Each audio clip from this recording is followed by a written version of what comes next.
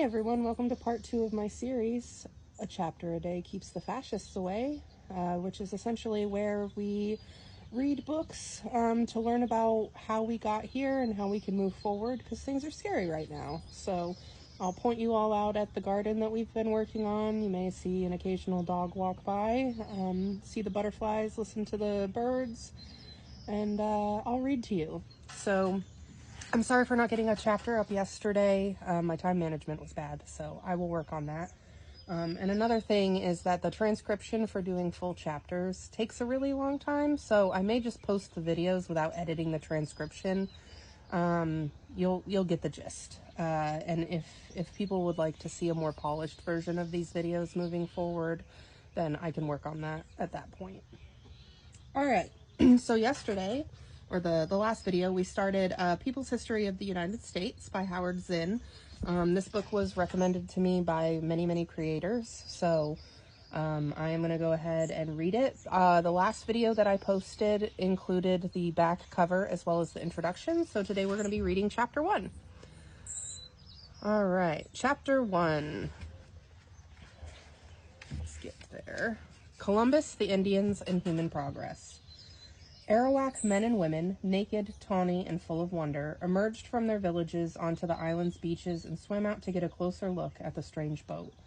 When Columbus and his sailors came ashore, carrying swords, speaking oddly, the Arawaks ran to greet them, brought them food, water, gifts. He later wrote of this in his log. They brought us parrots and balls of cotton, and spears, and many other things which they exchanged for the glass beads and hawk spells. They willingly traded everything they owned. They were well built, with good bodies and handsome features. They do not bear arms and do not know them. For I showed them a sword. They took it by the edge and cut themselves out of ignorance. They have no iron. Their spears are made of cane. They would make fine servants. With 50 men we could subjugate them all and make them do whatever we want. These Arawaks of the Bahama Islands were much like Indians on the mainland, who were remarkable, European observers were to say it again and again, for their hospitality, their belief in sharing. These traits did not stand out in the Europe of the Renaissance, dominated as it was by the religion of popes, the government of kings, the frenzy for money that marked Western civilization and its first messenger to the Americas, Christopher Columbus. Columbus wrote, "As soon as I arrived in the Indies, on the first island which I found, I took some of the natives by force in order that they might learn and might give me information of whatever there is in these parts." The information that Columbus wanted most was, where's the gold? He had persuaded the king and queen of Spain to finance an expedition to the lands. The wealth he expected would be on the other side of the Atlantic, the Indies in Asia, gold and spices. For like other informed people of his time, he knew the world was round and he could sail west in order to get to the far east. Spain was recently unified, one of the new modern nation-states like France, England, and Portugal. Its population, mostly poor peasants, worked for the nobility, who were 2% of the population and owned 95% of the land. Spain had tied itself to the Catholic Church, expelled all the Jews, driven out the Moors. Like other states of the modern world, Spain sought gold, which was becoming the new mark of wealth, more useful than land because it could buy anything. There was gold in Asia, it was thought, and certainly silks and spices, for Marco Polo and others had brought back marvelous things from their overland expeditions centuries before. Now that the Turks had conquered Constantinople in the eastern Mediterranean controlled the land routes to Asia, a sea route was needed. Portuguese sailors were working their way around the southern tip of Africa. Spain decided to gamble on a long sail across an unknown ocean. In return for bringing back gold and spices, they promised Columbus 10% of the profits, governorship over newfound lands, and the fame that would go with the new title, Admiral of the Ocean Sea. He was a merchant's clerk from the Italian city of Genoa, part-time weaver, the son of a skilled weaver, and expert sailor. He set out with 3 sailing ships, the largest of which was the Santa Maria, perhaps 100 feet long, and 39 crew members. Columbus would never have made it to Asia, which was thousands of miles further away than he had calculated, imagining a smaller world. He would have been doomed by that great expanse of sea, but he was lucky. 1/4 of the way there, he came upon an unknown, uncharted land that lay between Europe and Asia, the Americas. It was early October 1492, and 33 days since he and his crew had left the Canary Islands off the Atlantic coast of Africa. Now they saw branches and sticks floating in the water. They saw flocks of birds. These were signs of land. Then on October 12th, a sailor called Rodrigo saw the early morning moon shining on the white sands and cried out. It was an island in the Bahamas, the Caribbean Sea.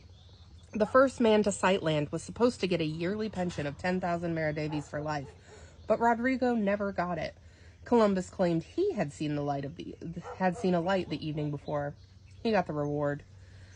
So approaching land, they were met by the Arawak Indians, who swam out to greet them. The Arawaks lived in village communes and had a developed agriculture of corn, yams, cassava.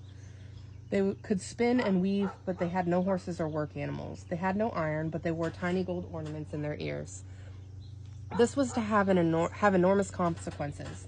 It led Columbus to take some of them aboard ship as prisoners because he insisted that they guide him to the source of the gold. He then sailed to what is now Cuba, then to Hispaniola, the island which today consists of Haiti and the Dominican Republic. There, bits of visible gold in the rivers and a gold mask presented to Columbus by a local Indian chief led to wild visions of gold fields. On Hispaniola, out of timbers from the Santa Maria, which had run aground, Columbus built a fort, the first European military base in the Western Hemisphere. He called it Navidad, Christmas, and left 39 crew members there with instructions to find and store the gold. He took more Indian prisoners and put them aboard his 2 remaining ships. At one part of the island, he got into a fight with Indians who refused to trade as many bows and arrows as he and his men wanted. 2 were run through with swords and bled to death. Then the Nina and the Pinta set sail for the Azores in Spain. When the weather turned cold, the Indian prisoners began to die. Columbus's report to the court in Madrid was extravagant. He insisted he had reached Asia, it was Cuba, and an island off the coast of China, Hispaniola. His descriptions were part fact, part fiction. Hispaniola is a miracle. Mountains and hills, plains and pastures are both fertile and beautiful. The harbors are unbelievably good, and there are many wide rivers, of which the majority contain gold. There are many spices and great mines of gold and other metals. The Indians, Columbus reported, are so naive and free with their possessions that no one who has not witnessed them would believe it. When you ask for something they have, they never say no. To the contrary, they offer to share with anyone. He concluded his report by asking for a little help from their majesties, and in return he would bring them from his next voyage as much gold as they need and as many slaves as they ask. He was full of religious talk. Thus the eternal God, our Lord, gives victory to those who follow his way over apparent impossibilities. Because of Columbus's exaggerated report and promises, his second expedition was given 17 ships and more than 1,200 men. The aim was clear: slaves and gold. They went from island to island in the Caribbean, taking Indians as captives. But as word spread of the Europeans' intent, they found more and more empty villages. On Haiti, they found that the sailors left behind at Fort Navidad had been killed in a battle with the Indians after they had roamed the island in gangs looking for gold, taking women and children as slaves for sex and labor. Now from his base in Haiti, Columbus sent expedition after expedition into the interior. They found no gold fields, but they had to fill up ships returning to Spain with some kind of a dividend. In the year 1495, they went on a great slave raid, rounded up 1,500 Arawak men, women, and children, put them in pens guarded by Spaniards and dogs, then picked the 500 best specimens to load onto ships. Of those 500, 200 died en route. The rest arrived alive in Spain and were put up for sale by the archdeacon of the town, who reported that, although the slaves were naked as the day they were born, they showed no more embarrassment than animals. Columbus later wrote, "Let us in the name of the Holy Trinity go on sending all of the slaves that can be sold." But too many of the slaves died in captivity, and so Columbus, desperate to pay back dividends to those who had invested, had to make good on his promise to fill the ships with gold. In the province of Sicao on Haiti, where he and his men imagined huge gold fields to exist, they ordered all persons 14 years or older to collect a certain quantity of gold every 3 months. When they brought it, they were given copper tokens to hang around their necks. Indians found without a copper token had their hands cut off and bled to death. The Indians had been given an impossible task. The only gold around was bits of dust garnered from the streams. So they fled, were hunted down by dogs, and were killed. Trying to put together an army of resistance, the Arawaks faced Spaniards who had armor, muskets, swords, and horses. When the Spaniards took prisoners, they hanged them or burned them to death among the Arawaks. Mass suicides began with cassava poison. Infants were killed to save them from the Spaniards. In 2 years, through murder, mutilation, or suicide, half of the 250,000 Indians on Haiti were dead. When it became clear that there was no gold left, the Indians were taken as slave labor on huge estates, known later as encomiendas. They were worked at a ferocious pace and died by the thousands. By the year 1515, there were perhaps 50,000 Indians left. By 1550, there were 500. A report of the year 1650 shows none of the original Arawaks or their descendants left on the island. The chief source, and on many matters the only source, of information about what happened on the islands after Columbus came is Bartolomé de las Casas, who as a young priest participated in the conquest of Cuba. For a time, he owned a plantation on which Indian slaves worked, but he gave that up and became a vehement critic of Spanish cruelty. Las Casas transcribed Columbus's journal, and in his 50s began a multi-volume history of the Indies. In it, he described the Indians. They are agile, he says, and can swim long distances, especially the women. They are not completely peaceful because they do battle from time to time with other tribes, but their casualties seem small, and they fight when they are individually moved to do so because of some grievance, not on orders of captains or kings. Women in Indian society were treated so well as to startle the Spaniards. Las Casas describes sex relations. Marriage laws are non-existent. Men and women alike choose their mates and leave them as they please without offense, jealousy, or anger. They multiply in great abundance. Pregnant women work to the last minute and give birth almost painlessly. Up the next day, they bathe in the river and are as clean and healthy as before giving birth.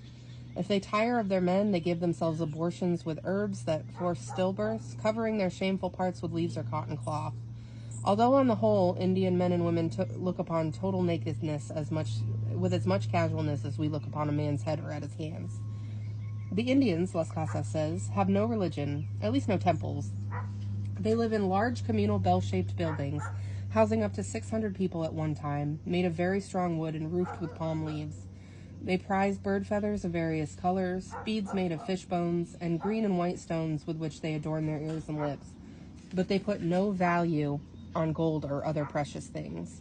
They lack all manner of commerce, neither buying nor selling, and rarely exclusively on and rely exclusively on their natural environment for maintenance. They are extremely generous with their possessions, and by the same token covet the possessions of their friends and expect the same degree of liberality. In Book 2 of his History of the Indies, Las Casas, who at first urged replacing Indians by black slaves, thinking they were stronger and would survive, but later relented when he saw the effects on blacks, tells about the treatment of the Indians of the Spaniards. It is a unique account and deserves to be quoted at length. Endless testimonies prove the mild and pacific temperament of the natives, but our work was to exasperate, ravage, kill, mangle, and destroy. Small wonder, then, if they tried to kill one of us now and then.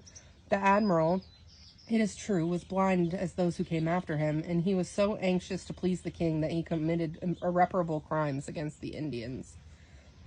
Las Casas tells how the Spaniards grew more conceited every day, and after a while refused to walk any distance. They rode the backs of Indians if they were in a hurry, or were carried on hammocks by Indians running in relays.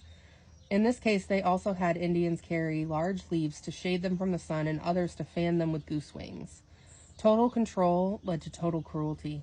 The Spaniards thought nothing of knifing Indians by 10s and 20s and of cutting slices off of them to test the sharpness of their blades.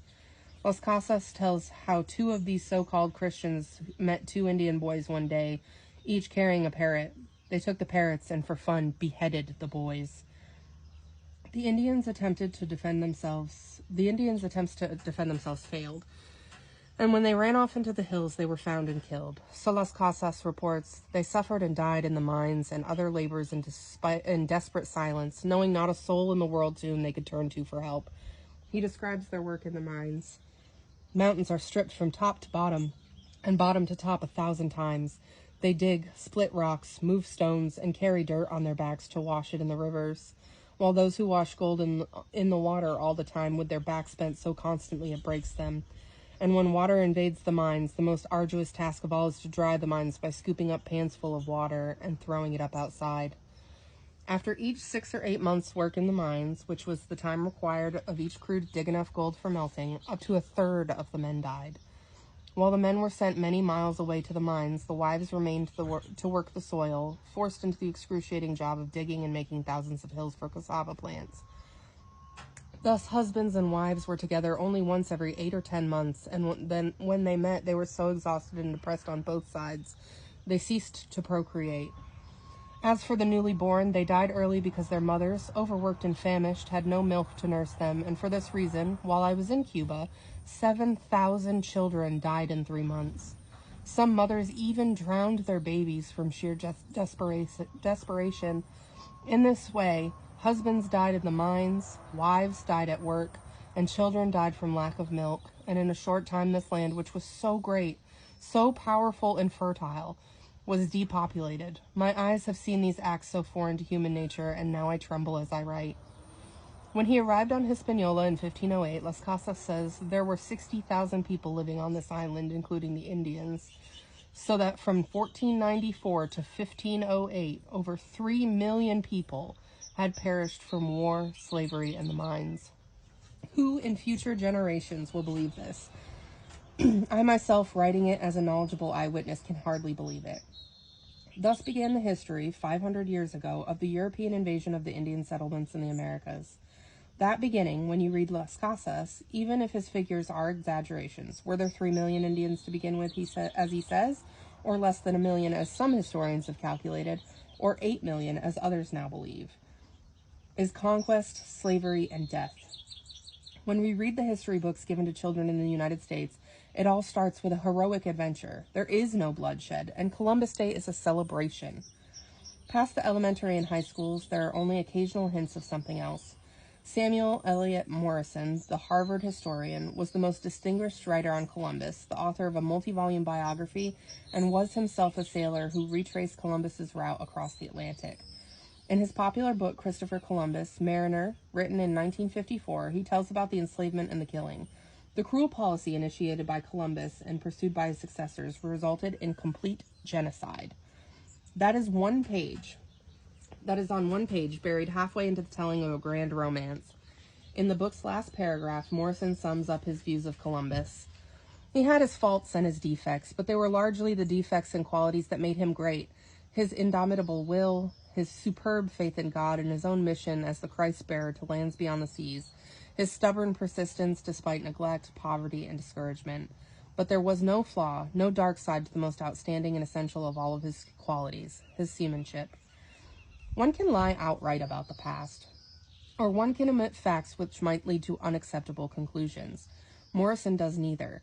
He refuses to lie about Columbus. He does not omit the story of mass murder. Indeed, he describes it with the harshest word one can use, genocide. But he does something else. He mentions the truth quickly and then goes on to the things that are more important to him. Outright lying or quiet omission takes the risk of discovery, which, when made, might arouse the reader to rebel against the writer. To state the facts, however, and then bury them in a mass of other information, is to say to the reader that, with a certain infectious calm, yes, mass murder took place, but it's not that important. It should weigh very little in our final judgments. It should affect very little what we do in the world. It is not that the historian can avoid emphasis of some facts and not of others. This is as natural to him as the map maker, who, in order to produce a usable drawing for practical purposes, must first flatten and distort the shape of the earth, then choose out of the bewildering mass of geographic information those things needed for the purpose of this or that particular map. My argument cannot be against selection, simplification, emphasis, which are inevitable for both cartographers and historians. But the map maker's distortion is a technical necessity for a common purpose shared by all people who need maps. The historian's distortion is more than technical. It is ideological. It is released into a world of contending interests where any chosen emphasis supports, whether the historian means to or not, some kind of interest, whether economic or political or racial or national or sexual. Furthermore, this ideological interest is not openly expressed in the way a mapmaker's technical interest is obvious. This is a Mercator projection for a long-range navigation. For short-range, you better use a different projection. No, it is presented as if all readers of history had a common interest which historians serve to the best of their ability. This is not intentional deception. The historian has been trained in a society in which education and knowledge are put forward as technical problems of excellence and not as tools for contending social classes, races, and nations.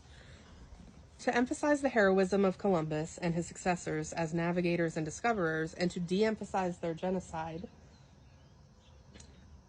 is not a technical necessity, but an ideological choice. It serves, unwittingly, to justify what was done. My point is not that we must, in telling history, accuse, judge, condemn Columbus in absentia. It is too late for that. It would be a useless scholarly exercise in morality.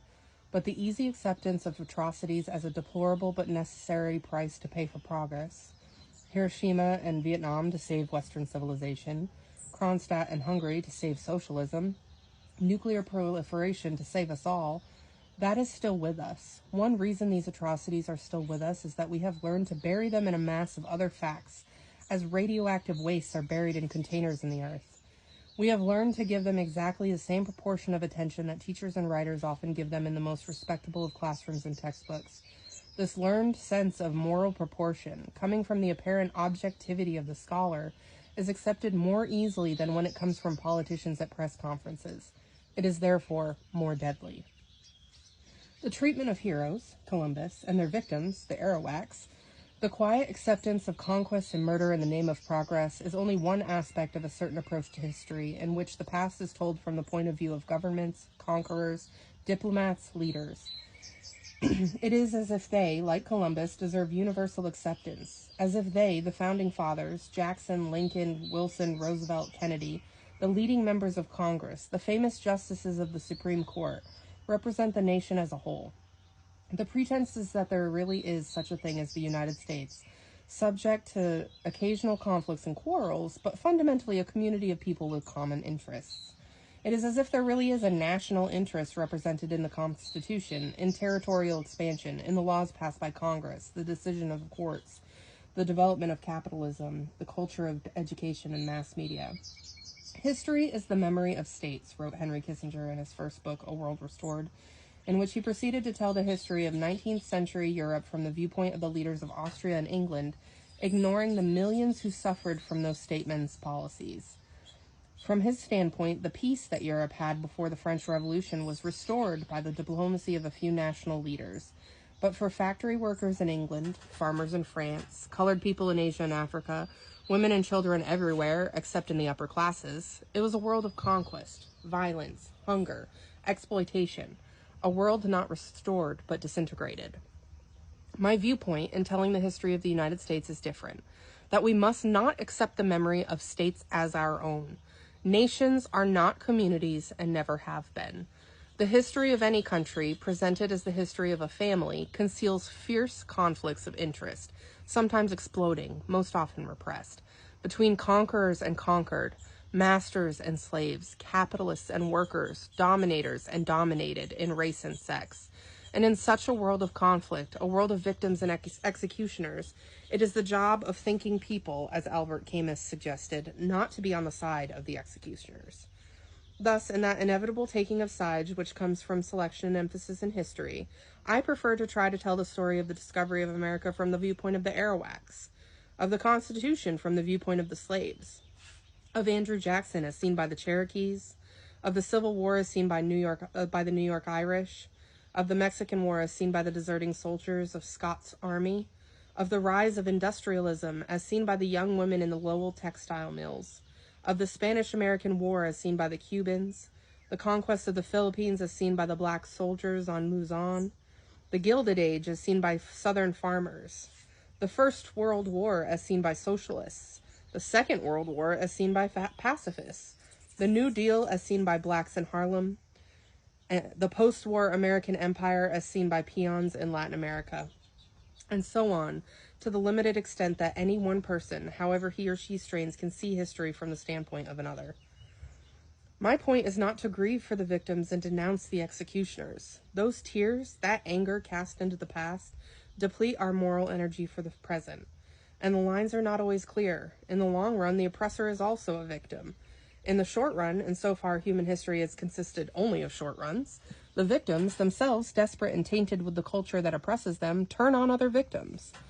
Still, understanding the complexities, this book will be skeptical of governments and their attempts through politics and culture to ensnare ordinary people in a giant web of nationhood, pretending to be a common interest.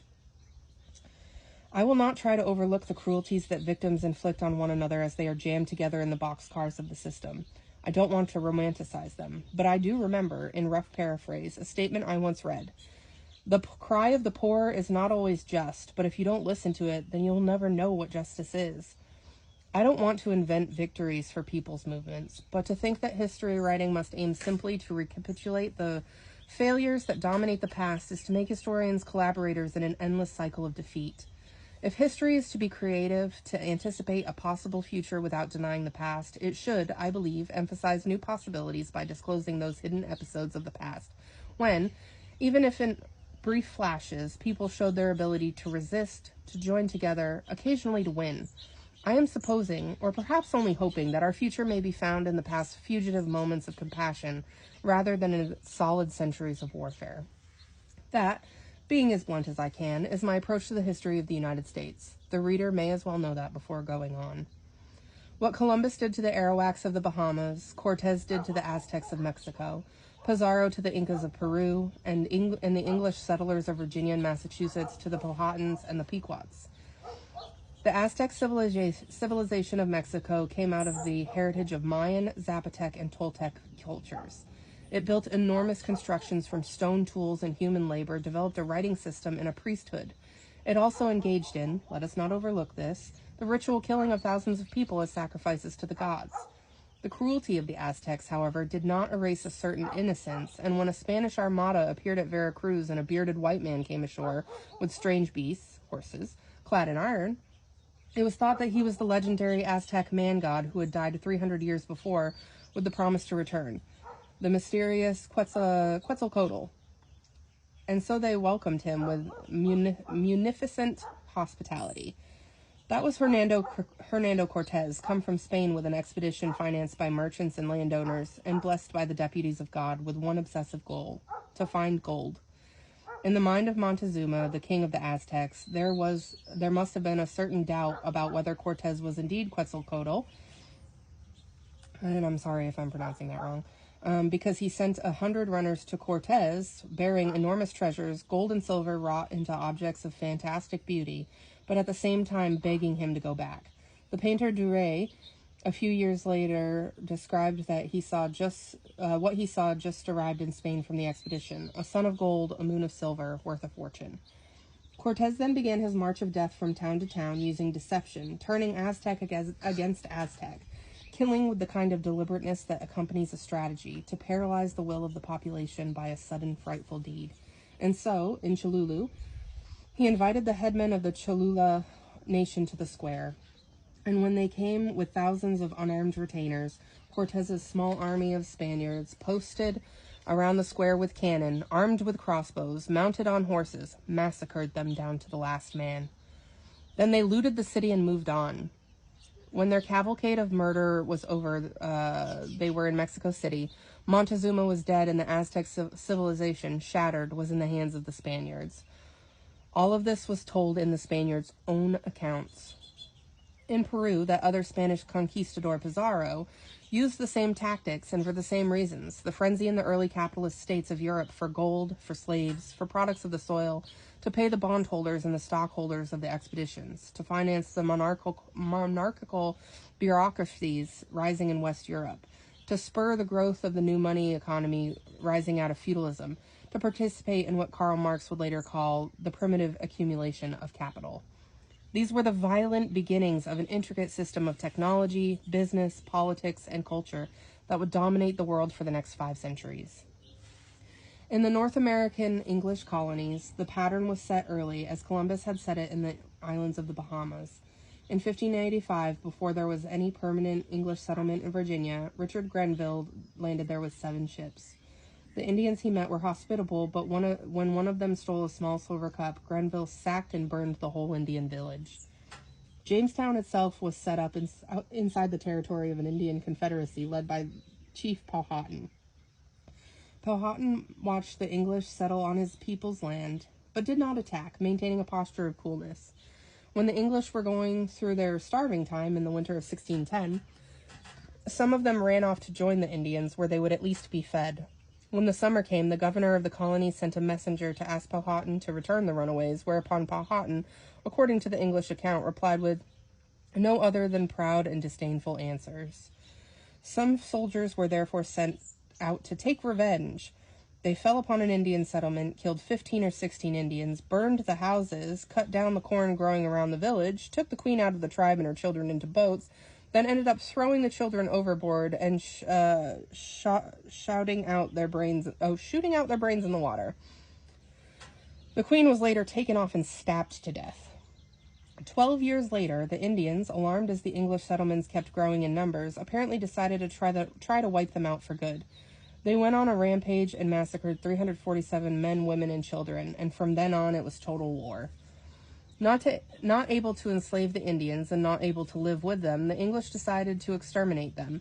Edmund Morgan writes in his History of Early Virginia, American Slavery, American Freedom, since the Indians were better woodsmen than the English and virtually impossible to track down, the method was to feign peaceful intentions, let them settle down and plant their corn wherever they chose, and then, just before harvest, fall upon them, killing as many as possible and burning the corn. Within 2 or 3 years of the massacre, the English had avenged the deaths of that day many times over. In that first year of the white man in Virginia, 1607, Powhatan had addressed a plea to John Smith that turned out prophetic. How authentic it is may be in doubt, but it is so much like so many Indian statements that it may be taken as, if not a rough letter of the first plea, the exact spirit of it. I have seen 2 generations of my people die. I know the difference between peace and war better than any man in my country. I am now grown old and must die soon. My authority must descend to my brothers Apichatpanoff and Katatoff, then to my 2 sisters, and then to my 2 daughters. I wish them to know as much as I do, and that your love to them may be like mine to you. Why will you take by force what you may have quietly by love? Why will you destroy us who supply you with food? What can you get by war? We can hide our provisions and run into the woods. Then you will starve for your wronging friends.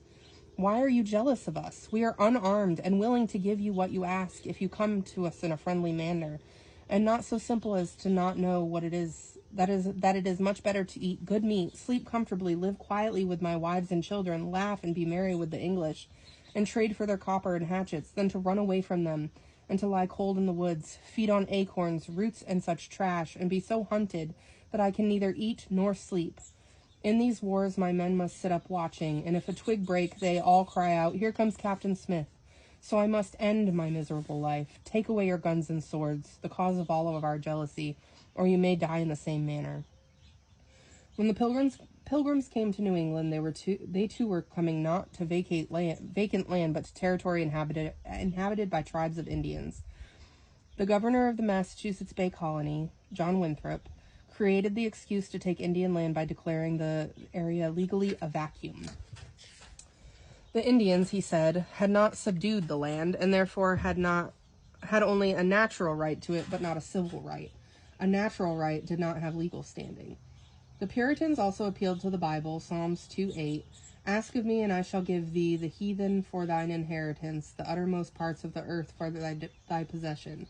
And to justify their use of force to take the land, they cited Romans 13:2. "Whosoever therefore resisteth the power, resisteth the ordinance of God, and they that resist shall receive to themselves damnation." The Puritans lived in uneasy truce with the Pequot Indians, who occupied what is now southern Connecticut and Rhode Island. But they wanted them out of the way, they wanted their land, and they seemed to want to also establish their rule firmly over Connecticut settlers in the area. The murder of a white trader, Indian kidnapper, and troublemaker became an excuse to make war on the Pequots in 1636. A punitive expedition left Boston to attack the Narragansett Indians on Block Island, who were lumped in with the Pequots. As Governor Winthrop wrote, they had commissioned to put to death the men of Block Island, but to spare the women and children, and to bring them away, and to take possession of the island, and from thence go to the Pequods to demand the murderers of Captain Stone and other English, and 1,000 fathom of wampum for damages, etc., and some of their children as hostages, which if they should refuse, they were to obtain it by force.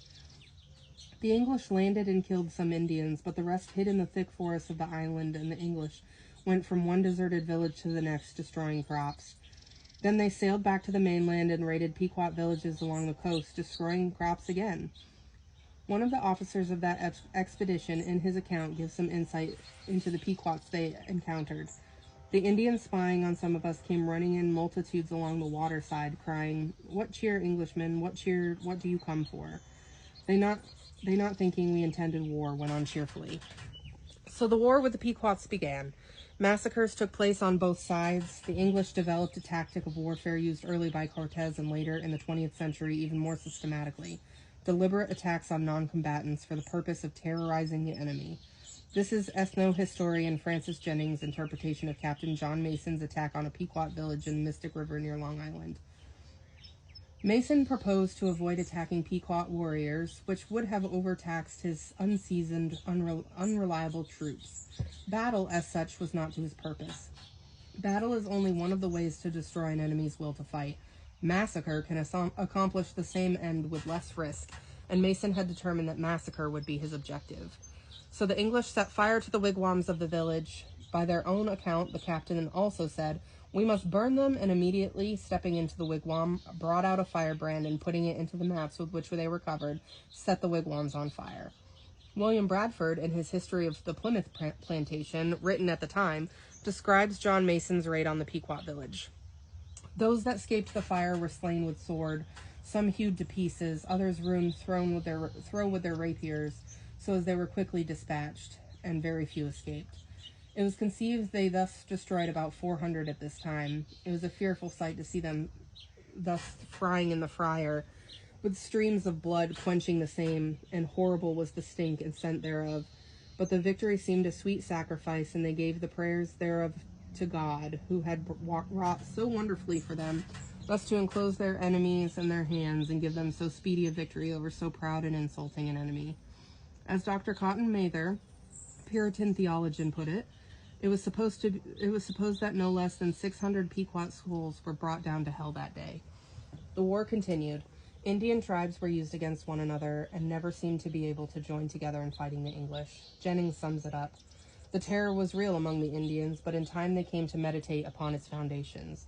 They drew 3 lessons from the Pequot War. 1, that the Englishman's most solemn pledge would be broken whenever obligation conflicted with advantage. 2, that the English way of war had no limit on scruple or mercy.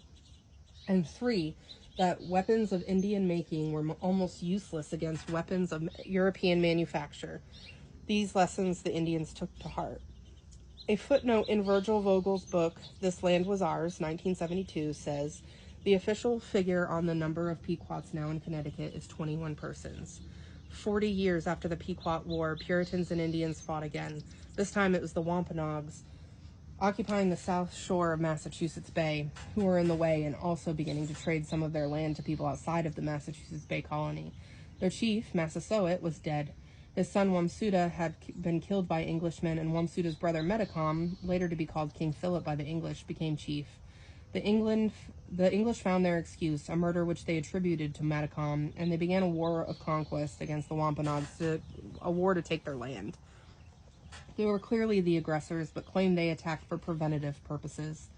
As Roger Williams, more friendly to the Indians than most, put it, all men of conscience or prudence apply to windward to maintain their wars to be defensive. Jennings says the elite of the Puritans wanted the war. The ordinary white Englishmen did not want it and often refused to fight. The Indians certainly did not want war, but they matched atrocity with atrocity. When it was over, in 1676, the English had won, but their resources were drained. They had lost 600 men. 3,000 Indians were dead, including Metacom himself, yet the Indian raids did not stop. For a while, the English tried softer tactics, but ultimately it was back to annihilation. The Indian population of 10 million that lived in north of Mexico when Columbus came would ultimately be reduced to less than 1 million. Huge numbers of Indians would die from diseases introduced by the whites. A Dutch traveler in New Netherland wrote in 1656 that the Indians affirmed that before the arrival of the Christians and before the smallpox broke out amongst them, they were 10 times as numerous as they now are, and that their population had been melted down by this disease, whereof 9/10 of them have died. When the English first settled Martha's Vineyard in 1642, the Wampanoags were numbered perhaps 3,000. There were no wars on that island, but by 1764, only 313 Indians were left there. Similarly, Block Island Indians numbered perhaps 1,200 to 1,500 in 1662, and 1774 were reduced to 51. Behind the English invasion of North America, behind their massacre of Indians, their deception, their brutality, was that special powerful drive born in civilizations based on private property. It was a morally ambiguous drive. The need for space, for land, was a real human need. But in conditions of scarcity, in a barbarous epoch of history ruled by competition, this human need was transformed into the murder of whole peoples. Roger Williams said it was a depraved appetite after the great vanities, dreams, and shadows of this vanishing life. Great portions of land in this wilderness, as if men were in as great necessity and danger for want of great portions of land, as poor, hungry, thirsty seamen have, after a sick and stormy, a long and starving passage. This is one of the gods of New England, which the living and most high eternal will destroy and famish. Was all this bloodshed and deceit from Columbus to Cortez, Pizarro, the Puritans, a necessity for the human race to progress from savagery to civilization? Was Morrison right in burying the story of a genocide inside a more important story of human progress? Perhaps a persuasive argument can be made, as it was made by Stalin when he killed peasants for industrial progress in the Soviet Union, as it was made by Churchill explaining the bombings of Dresden and Hamburg, and Truman explaining Hiroshima. But how can the judgment be made if the benefits and losses cannot be balanced because the losses are either unmentioned or mentioned quickly? That quick disposal might be acceptable, unfortunate, yes, but it has to be done, to the middle and upper classes of the conquering and advanced countries. But is it acceptable to the poor of Asia, Africa, Latin America, or to the prisoners in Soviet labor camps, or to the blacks in urban ghettos, or the Indians on reservations, to the victims of that progress which benefits a privileged minority in the world? Was it acceptable or just inescapable to the miners and railroaders of America, the factory hands, the men and women who died by the hundreds of thousands from accidents or sickness, where they worked or where they lived, casualties of progress? And even the privileged minority, must it not reconsider, with that practicality which even privilege cannot abolish, the value of its privileges when they become threatened by the anger or of the sacrificed, whether in organized rebellion, unorganized riot, or simply those brutal individual acts of desperate labeled crimes by law and the state? If there are necessary sacrifices to be made for human progress, is it not essential to hold to the principle that those to be sacrificed must make the decision themselves? We can all decide to give up something of ours, but do we have the right to throw into the fire the children of others, or even our own children, for a progress which is not nearly as clear or present as sickness or health, life or death? What did people in Spain get out of all of that death and brutality visited on the Indians of the Americas? For a brief period in history, there was the glory of a Spanish empire in the Western Hemisphere, as Hans Koning sums up in his book Columbus, His Enterprise. For all the gold and silver stolen and shipped to Spain did not make the Spanish people richer. It gave their kings an edge in the balance of power for a time, a chance to hire more mercenary soldiers for their wars. They ended up losing those wars anyway, and all that was left was deadly inflation, a starving population, the rich richer, the poor poorer, and a ruined peasant class. Beyond all that, how certain are we that what was destroyed was inferior? Who were these people who came out on the beach and swam to bring presents to Columbus and his crew, who watched Cortez and Pizarro ride through their countryside, who peered out of the forests at the first white settlers of Virginia and Massachusetts? Columbus called them Indians because he miscalculated the size of the earth. In this book, we too call them Indians, with some reluctance, because it happens too often that people are saddled with the names given to them by their conquerors. And yet, there is still some reason to call them Indians, because they did come perhaps 25,000 years ago from Asia, across the land bridge of the Bering Straits, later to disappear underwater, to Alaska. Then they moved southward, seeking warmth and land in a trek lasting thousands of years that took them to North America, then Central and South America, In Nicaragua, Brazil, and Ecuador, their petrified footprints can still be seen, along with the print of bison, who disappeared about 5,000 years ago, so they must have reached South America at least that far back. Widely dispersed over the great landmass of the Americas, they numbered approximately 75 million people at the time Columbus came, perhaps 25 million people in North America. Responding to the different environments of soil and climate, they developed hundreds of different tribal cultures, perhaps 2,000 different languages. They perfected the art of agriculture and figured out how to grow maize, corn, which cannot grow by itself and must be planted, cultivated, fertilized, harvested, husked, and shelled. They ingeniously developed a variety of other vegetables and fruits, as well as peanuts and chocolate and tobacco and rubber. On their own, the Indians were engaged in the great agricultural revolution that other peoples in Asia, Europe, Africa were going through about the same time. While many of the tribes remained nomadic hunters and food gatherers and wandering egalitarian communes, others began to live in more settled communities where there was more food, larger populations, more divisions of labor among men and women, more surplus to feed chiefs and priests, more leisure time for artistic and social work, for building houses. About 1,000 years before Christ, while comparable constructions were going on in Egypt and Mesopotamia, the Zuni and Hopi Indians of what is now New Mexico had begun to build villages consisting of large terraced buildings, nestling in among cliffs and mountains for protection from enemies, with hundreds of rooms in each village. Before the arrival of the European explorers, they were using irrigation canals, dams, were doing ceramics, weaving baskets, making cloth out of cotton.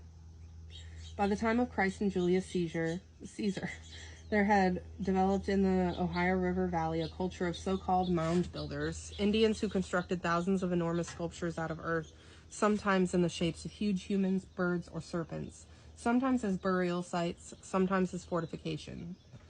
One of them was 3.5 miles long, enclosing 100 acres. These mound builders seem to have been part of a complex trading system of ornaments and weapons from as far off as the Great Lakes, the Far West, and the Gulf of Mexico. About 8,500, as this mound builder culture of the Ohio Valley was beginning to decline, another culture was developing westward in the valley of the Mississippi, centered on what is now St. Louis. It had an advanced agriculture, included thousands of villages, and also built huge earthen mounds as burial and ceremonial places near a vast Indian metropolis that may have had 30,000 people. The largest mound was 100 feet high, with a rectangular base larger than that of the Great Pyramid of Egypt. In the city, known as Cahokia, were tool makers, hide dressers, potters, jewelry makers, weavers, salt makers, copper engravers, and magnificent ceramicists. One funeral blanket was made of 12,000 shell beads.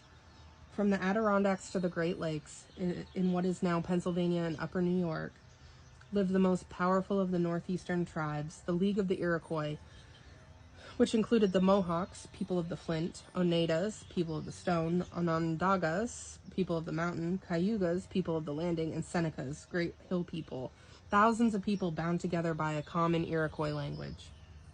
In the vision of the Mohawk chief Hiawatha, the legendary Decaniwida spoke to the Iroquois. We bind ourselves together by taking hold of each other's hands so firmly and forming a circle so strong that if a tree should fall upon it, it could not shake nor break it, so that our people and grandchildren shall remain in the circle of security, peace, and happiness. In the villages of the Iroquois, land was owned in common and worked in common. Hunting was done together, and the catch was divided among the members of the village. Houses were considered common property and were shared by several families. The concept of private ownership of land and homes was foreign to the Iroquois. A French Jesuit priest who encountered them in the 1650s wrote, "No poor houses are needed among them, because they are neither mendicant nor paupers. Their kindness, humanity, and courtesy not only makes them liberal with what they have, but causes them to possess hardly anything except in common." Women were important and respected in Iroquois society. Families were matrilineal. That is, the family line went down through the female members, whose husbands joined the family, while sons who married then joined their wives' families. Each extended family lived in a longhouse. When a woman wanted a divorce, she just set her husband's things outside the door. Families were grouped in clans, and a dozen or more clans might make up a village. The senior women in the village named the men who represented the clans at village and tribal councils. They also named the 49 chiefs who were the ruling council for the five-nation confederacy of the Iroquois. The women attended clan meetings, stood behind the circle of men who spoke and voted, and removed the men from office if they strayed too far from the wishes of the women. The women tended the crops and took general charge of village affairs, while the men were always hunting or fishing. And since they supplied the moccasins and food for warring expeditions, they had some control over military matters. As Gary B. Nash notes in his fascinating study of early America, Red, White, and Black, thus power was shared between the sexes, and the European idea of male dominancy and female subordination in all things was conspicuously absent in Iroquois society. Children in Iroquois society, while taught the cultural heritage of their people in solidarity with the tribe, were also taught to be independent, not to submit to overbearing authority. They were taught equality in status and the sharing of possessions. The Iroquois did not use harsh punishment on children. They did not insist on early weaning or early toilet training, but gradually allow the children to learn self-care. All of this was in a sharp contrast to European values as brought over by the first colonists, a society of rich and poor, controlled by priests, by governors, by male heads of families. For example, the pastor of the Pilgrim colony, John Robinson, thus advised his parishioners how to deal with their children. And surely there is in all children a stubbornness and stoutness of mind arising from natural pride, which must, in the first place, be broken and beaten down, so the foundation of their education being laid in humility and tractableness, their virtues may in their time be built thereon. Gary Nash describes the Iroquois culture. No laws and ordinances, sheriffs and constables, judges and juries, or courts or jails, the apparatus of authority in European societies, were to be found in the northeast woodlands prior to European arrival. Yet boundaries of acceptable behavior were firmly set. Though priding themselves on the autonomous individual, the Iroquois maintained a strict sense of right and wrong. He who stole another's food or acted valorously in war was shamed by his people and ostracized from their company until he had atoned for his actions and demonstrated to their satisfaction that he had morally purified himself. Not only the Iroquois but the other Indian tribes behaved the same way. In 1635, Maryland Indians responded to the governor's demand that if any of them killed an Englishman, the guilty one would be delivered up for punishment according to the English law. The Indians said, "It is the matter amongst us Indians that if any such accident happen, we do redeem the life of a man that is so slain with 100 arms' length of beads, and since you are here strangers and come into our country, you should rather conform yourselves to the customs of our country than impose yours upon us." So Columbus and his successors were not coming into an empty wilderness, but into a world which in some places was as densely populated as Europe itself, where the culture was complex, where human relations were more egalitarian than in Europe, and where the relations among men, women, children, and nature were more beautifully worked than perhaps any other place in the world. They were people without a written language, but with their own laws, their poetry, their history kept in memory and passed on, and an oral vocabulary more complex than Europe's, accompanied by song, dance, and ceremonial drama. They paid careful attention to the development of personality, intensity of will, independence and flexibility, passion and potency, to their partnership with one another and with nature. John Collier, an American scholar who lived among Indians in the 1920s and 1930s in the American Southwest, said of their spirit, "Could we make it our own, there would be an eternally inexhaustible earth and forever lasting peace." Perhaps there is some romantic mythology in that, but the evidence from the European travelers in the 16th, 17th, and 18th centuries, put together recently by an American specialist on Indian life, William Brandon, is overwhelmingly supportive of much of that myth. Even allowing for the imperfection of myths, it is enough to make us question, for that time and ours, the excuse of progress in the annihilation of races, and the telling history from the standpoint of the conquerors and leaders of Western civilization. All right, friends, we did it. That was chapter 1.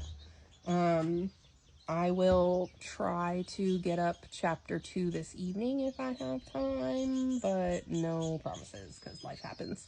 Thank you all for joining. If you want to go back and read part 1 of this series, just go back and watch my last video, and I'll get this one up and we'll start on chapter 3 or chapter 2. Have a great day, everybody.